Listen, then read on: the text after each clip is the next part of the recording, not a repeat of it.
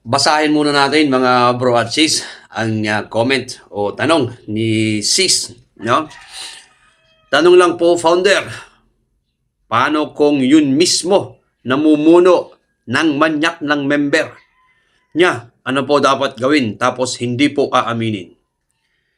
Mga bro at sis, alam naman natin na yan ay grave offense. Talagang tantamount yan to expulsion ng ating kapatiran, no?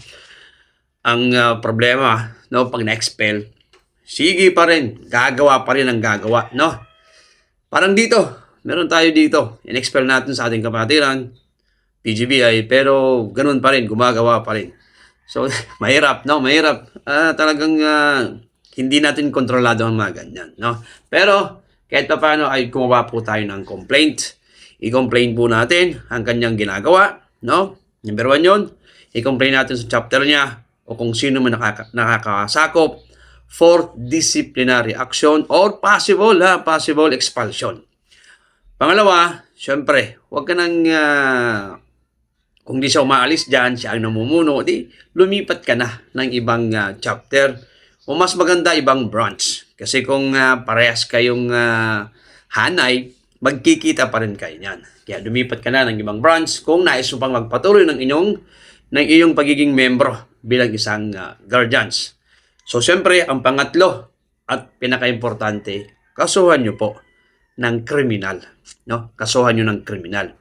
So, kung hindi niya aaminin, hindi kayong dalawa. No? Laban sa mga alibay niya at laban sa mga paratang mo.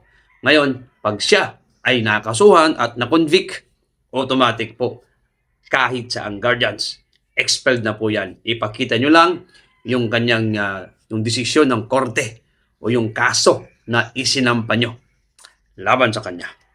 Sana mga bro at sis ay pagpulutan nyo ng aral, no? Maging halimbawa ang ganitong mga vlogs natin sa lahat na porke tayo ay founder, porke tayo ay may katungkulan, ay basta na lang tayo gagawa ng hindi maganda sa ating mga members, no? Babala po yan, ano? Hindi po yan maganda sa ating imahe, hindi po yan maganda sa ating pagkatao, no? Alagaan po natin ang ating kapatiran, gaya po ng pag-alaga natin sa ating sarili at sa buong guardians, mga bro at sis.